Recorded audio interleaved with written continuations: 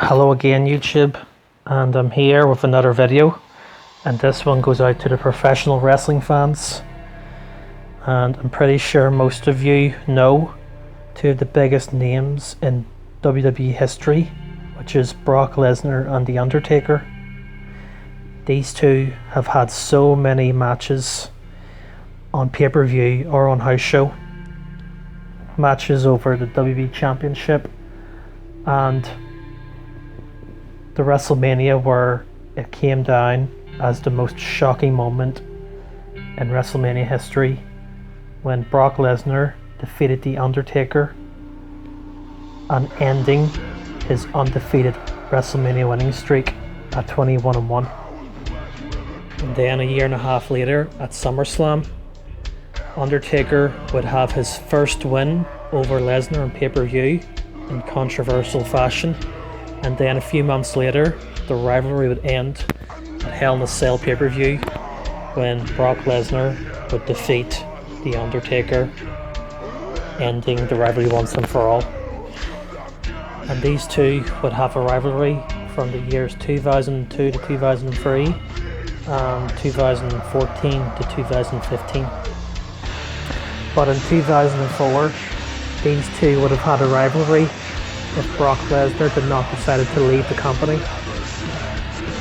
Starting on the night of WrestleMania 20, the night when Brock Lesnar lose to Bill Goldberg and then left the company. And on the same night, The Undertaker returned as the newly turned deadman and had a win over Kane. Now originally, Brock Lesnar was scheduled to obliterate Bill Goldberg and pick up the win in less than several minutes flat, while Undertaker, just like he did, dominated Kane to pick up the win and to show that the dead man was back. And these two scenarios was to build up the next program between each other, and that match would have been at Judgment Day 2004. This time, the win would have went to Undertaker as he was built to be the better man this time, and as a favour back for putting Brock Lesnar over on the SmackDown roster the last 2 years previously. Several sources online at this time actually would have proved that this match at Judgment Day 2004 was going to happen, and how this program that Brock Lesnar was scheduled against The Undertaker was one of the reasons why he left the company in 2004 to begin with.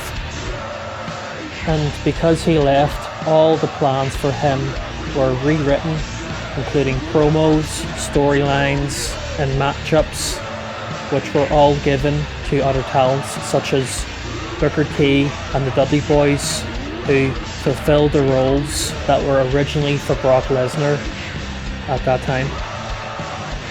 Two things to point out is that maybe the reason why The Undertaker had a long layoff again after his return in 2004 was maybe to do with Brock Lesnar not being around as a scheduled opponent.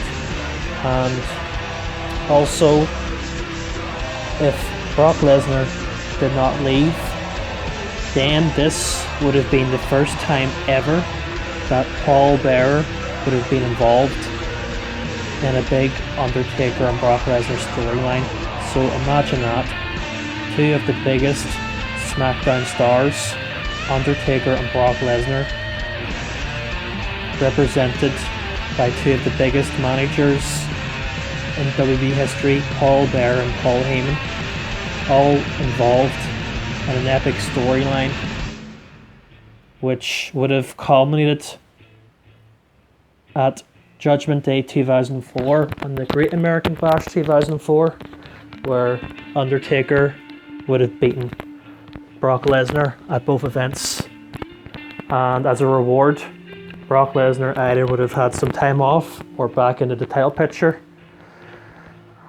and Undertaker having his sweet revenge over Lesnar and the situation with Paul Bearer, he would have been written off TV anyway because of his health problems at that time. But this would have been a big, massive win for everybody on SmackDown.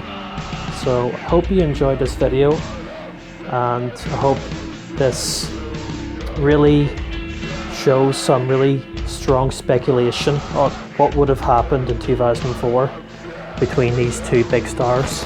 Thanks for watching, and I may do another one of these in the future. Thanks, bye.